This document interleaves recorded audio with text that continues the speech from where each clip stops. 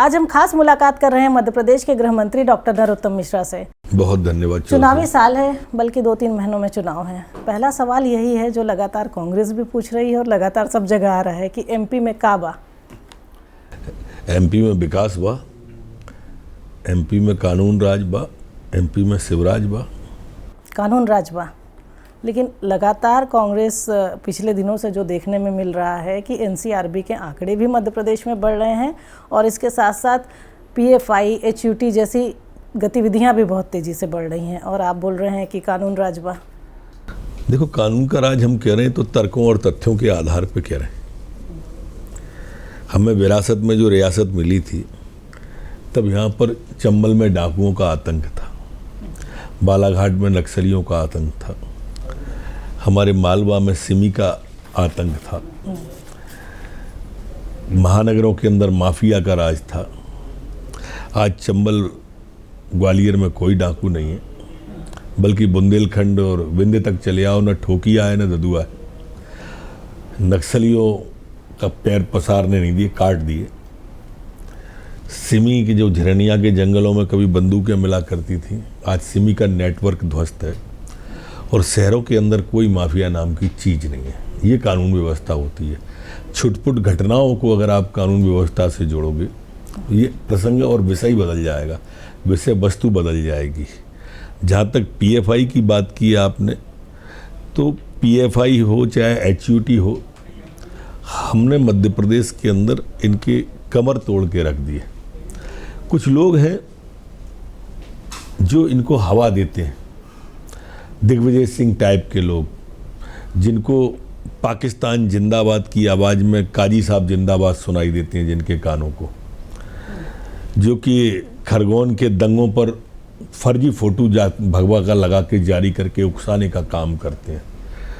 ये ऐसे लोग हैं जो जाकिर नाइक को शांति दूत कहते हैं। मेरा मानना तो ऐसा है, विचार भी ऐसा है कि इनके जो संबंध हैं जाकिर नाइक से, क्या संबंध है, इस पर भी जानकारी इकट्ठी की जानी चाहिए, विचार किया जाना चाहिए। क्या है रिश्ता दिग्विजय सिंह जी का जाकिर नाइक से? आप तो गृह मंत्री हैं, जांच कराएंगे इस बारे में? नहीं, मैंने अपना विचार बताया, इसलिए आपको ये मेरा विचार इस तरफ, इस दिशा को जाता है। सरकार दावे ढेर सारे कर रही है, लेकिन मैंने दावे नहीं किए, आंकड़े दिए हैं आपको। दावा कोई नहीं किया मैंने। आज एक भी चिन्हित गिरोह नहीं है तो नहीं है। नक्सली हमने 1 करोड़ 18 लाख के मार दिए या जेल के पीछे भेज दिए, ये आंकड़ा है। सिमी का नेटवर्क ध्वस्त किया, ये आंकड़ा है। पीएफआई के लोग भोपाल की जेल में बंद है, ये आंकड़ा है। सिमी का नेटवर्क ध्वस्त किया, ये आंकड़ा है। ये कह नहीं रहा मैंने जो बात की है तथ्यों के आधार पर, ये जिम्मेदार व्यक्ति के नाते मैंने गृह मंत्री हूँ इसलिए आपसे कहा है। हर चीज़ रिकॉर्ड पे है जो मैंने बोला है।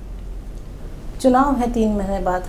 बीजेपी रणनीति बनाने के लिए बड़ी जानी जाती है कि बीजेपी की जो चुनावी रणनीतियाँ होती हैं बड़ी अच्छी होती हैं। तो मध्य प्रदेश में इस बार क्या और किस तरह की रणनीति होगी? हमारी रणनीति अच्छी होती है जी, तो इस बात से आप अंदाज़ा लगा दीजिए कि परीक्षा परिणाम जो आए हैं पिछले 20 साल में, सब में हमको वोट ज़्यादा मिले हैं कांग्रेस। ये परीक्षा परिणाम है। पिछली बार 2-4 सीटें ज़्यादा मिल गई थी, पर बहुमत उनको भी नहीं आया था। उनने कोई फेंफड़ा किसी का लगाया था, दिल किसी का लगाया था, बसपा का, सपा का, निर्दलीय, और बाद में फिर वो इस दिल के टुकड़े 1000 हुए, कोई यहाँ गिरा कोई वहाँ गिरा। वो कांग्रेस की हालत हुई थी। वोट तब भी हमें ही ज़्यादा आए थे, उनको नहीं आए थे। वो फेफड़ा और दिल आप बता रहे हैं, पर कांग्रेस तो ये भी आरोप लगाती है कि हमारी चुनी हुई सरकार गिरा दी खरीद फरोख्त करके। हमने गिरा दी मतलब? टूटी तो उनकी पार्टी थी, घर अपना वो नहीं संभाल पाए, आरोप हम पे लगा रहे हैं।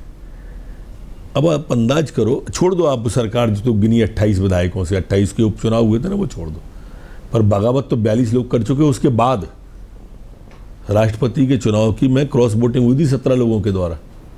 क्या किया था? सरकार बनने के बाद लगातार लोग टूटते रहे। 42 विधायकों ने बगावत की इस सरकार के, इस व्यक्ति के खिलाफ, सरकार के खिलाफ में। तो हम कहाँ से आ गए इसमें? सरकार हमारी बनने के बाद भी बगावतें होती नहीं थी वहाँ, तो फिर होंगी। आप देखो, महीना भर रुक जाओ।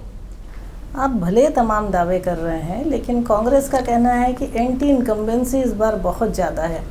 2018 में भले आपको वोट ज़्यादा मिले हों, पर सरकार आपकी भी नहीं मिली, बहुमत आपको भी नहीं मिला, और एंटी इनकम्बेंसी अब 5वीं बार में ज़बरदस्त है। दिल बहलाने को गालिब ये ख्याल अच्छा है 5 साल पहले भी वही इनकी बातें थी, 5 साल बाद भी इनकी वही बातें। लेकिन इस 5 साल के बीच में 15 महीने का कार्यकाल कांग्रेस का लोगों ने देखा है कि वल्लभ भवन कैसे दलाली का अड्डा बन गया था, किस तरह से कारपोरेट कल्चर से कमलनाथ जी सरकार चला रहे थे।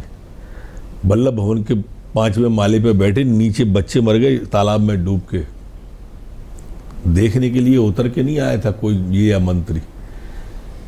ये कमलनाथ जी हैं जो ऊपर बैठे रहे, नीचे बेटियां सर मुड़वाती रही वहाँ पर जो पार्क है धरना देते में, पर कोई मिलने नहीं गया था उन बेटियों से।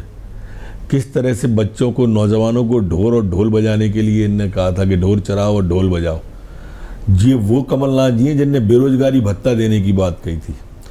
एक नौकरी नहीं निकली मध्य प्रदेश के अंदर, ये वो कमलनाथ जी हैं। ये कमलनाथ जी वो हैं जिन्होंने झूठ बुलवाया अपने राष्ट्रीय अध्यक्ष राहुल गांधी से कि 10 दिन में 2 लाख रुपए माफ़ कर देंगे, नहीं तो मुख्यमंत्री बदल जाएंगे। उस हिसाब से 1 महीने में 3 बदलते मुख्यमंत्री, 15 महीने में 45 मुख्यमंत्री बन गए होते।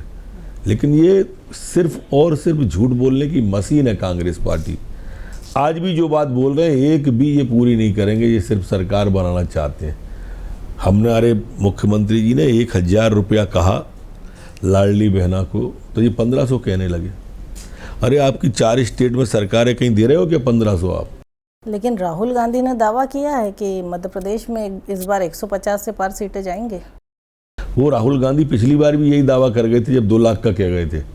आप पिछले बयान तो सुन लो, इनके भाषण दोनों के निकाल के, कमलनाथ जी और राहुल गांधी जी के, तब भी वो ऐसे ही कह गए थे। एक बात और लगातार चल रही है, वो ये चल रही है जो कांग्रेस भी आरोप लगा रही है कि बीजेपी में अंदरूनी कलह बहुत ज़्यादा है, नेताओं के आपसी तालमेल नहीं बैठ रहे हैं, और यही कारण है कि जो चुनावी रणनीतियां हैं उसमें भी बड़ी देरी हो रही है।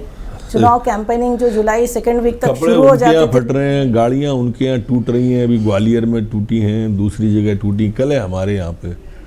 हम सब इकट्ठे होकर रोज बैठ रहे हैं, मतभेद हमारे यहाँ पे। ये कमलनाथ जी, प्रियंका जी आ गई हैं, दुबई चले गए हैं। हाँ। दुबई वो चले गए हैं, कलह हमारे यहाँ बता रहे हैं।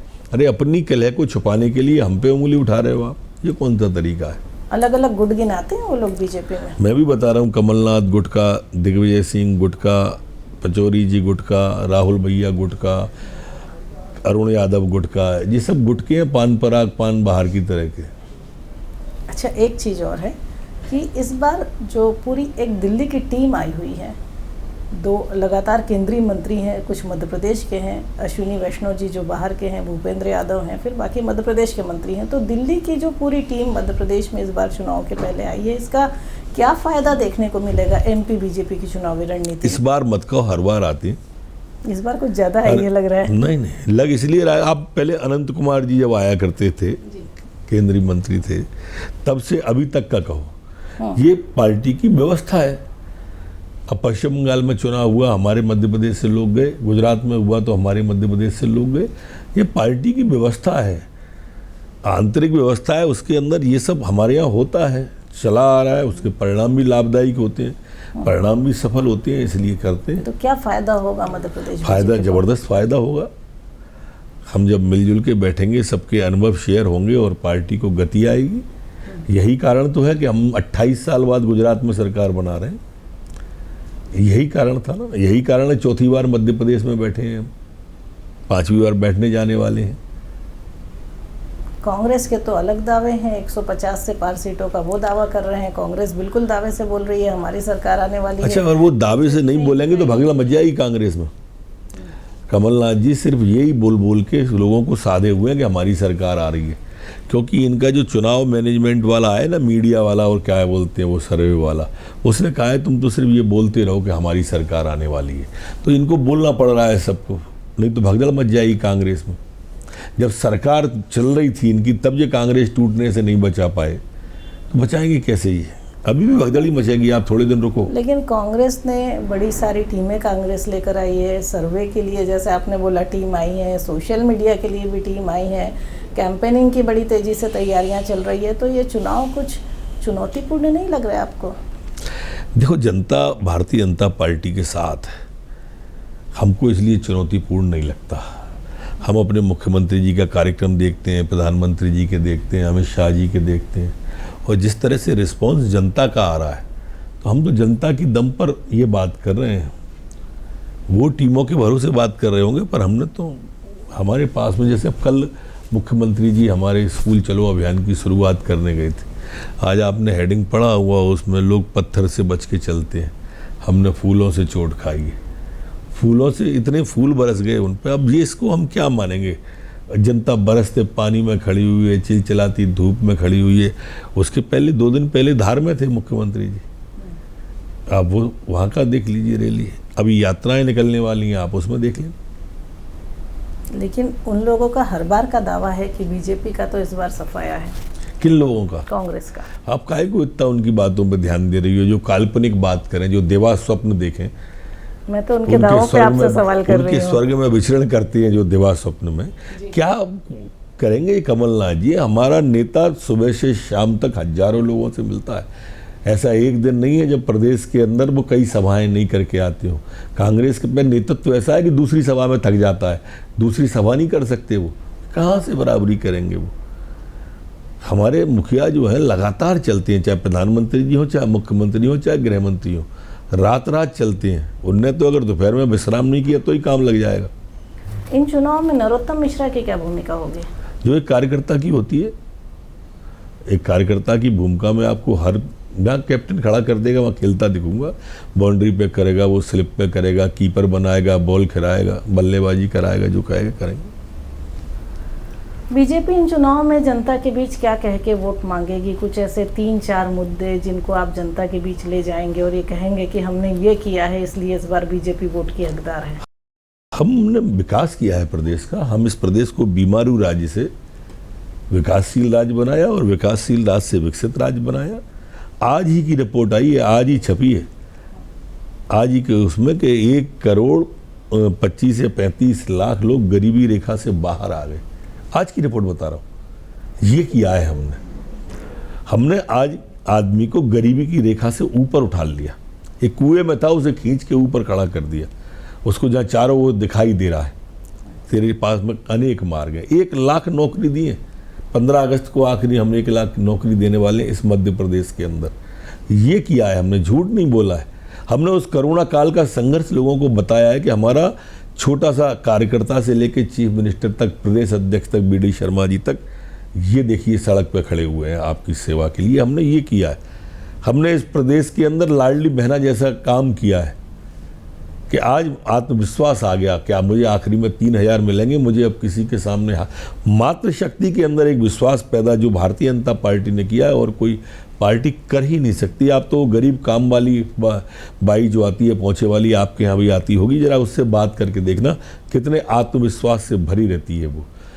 आज प्रदेश के अंदर नौजवान के लिए, किसान के लिए एक जो काम हमने करके दिया है ना, आज कृषि कर्मण पुरस्कार 5-5 बार अगर मिल जाए किसी सरकार को, उसके लिए उससे गौरव की बात क्या होगी? आप कल्पना करो ना कि आज हमारे कितने कलेक्टर वहाँ सम्मानित हुए, 15 हुए कि जाने 11 हुए। दिल्ली में सम्मानित उन्हें किया गया है हमारे कलेक्टरों को। तो ये उपलब्धि ही तो है कि महामहिम के हाथ से या प्रधानमंत्री के हाथ से या केंद्रीय मंत्री के हाथ से अलग अलग कार्यक्रमों में अलग अलग लोग सम्मानित हो रहे हैं। ये मध्य प्रदेश का ही गौरव बढ़ता है इससे, ये करके दिया। आखिरी सवाल, बीजेपी यात्राओं के लिए बड़ी जानी जाती है और खासकर चुनाव के समय में तो और जानी जाती है, तो इस बार कितनी यात्राएं प्लान की जा रही हैं? क्योंकि कुछ नई यात्राएं भी जुड़ रही हैं रणनीति में। नहीं, प्लान तो 4-5 यात्राओं का होना चाहिए मेरे ख्याल से, 4-5 यात्राओं। ठीक है, विजय संकल्प यात्रा बोली जा रही है, तो ये कहाँ कहाँ से निकाली जाएगी और इसका? लगभग सभी विधानसभाओं को कवर करने की कोशिश करेंगे। और संदेश क्या देने की कोशिश होगी? संदेश हमको विकास करना है, माननीय मोदी जी के नेतृत्व में डबल इंजन सरकार लेके आना है जनता के विकास के लिए। जैसे दिल्ली जैसे तालाब बन गई, ऐसे न बने कोई भी प्रदेश। देखो हमारा काम सराहा जा रहा, हमारे नेतृत्व को सराहा जा रहा है। आज मोदी जी वैश्विक नेता हमारे बने। विश्व के अंदर अगर कोई व्यक्ति है आज जिसकी सर्वाधिक चर्चा है तो मोदी जी हैं। और हम बहुत सौभाग्यशाली हैं कि इस समय में हमने भाजपा में काम कर रहे हैं जब मोदी जी जैसा नेतृत्व हमारे पास। तो कितनी सीटें जीतने का अनुमान माना जाए? अब की बार 200 पार का लक्ष्य दिया है, 2/3 बहुमत आएगा हमारा। 2/3 बहुमत। हमसे बात करने के लिए बहुत बहुत धन्यवाद। ये थे मध्य प्रदेश के गृह मंत्री डॉक्टर नरोत्तम मिश्रा, जिनका कहना है कि 2023 में इन चुनाव में बीजेपी 2/3 बहुमत के साथ सरकार बनाएगी।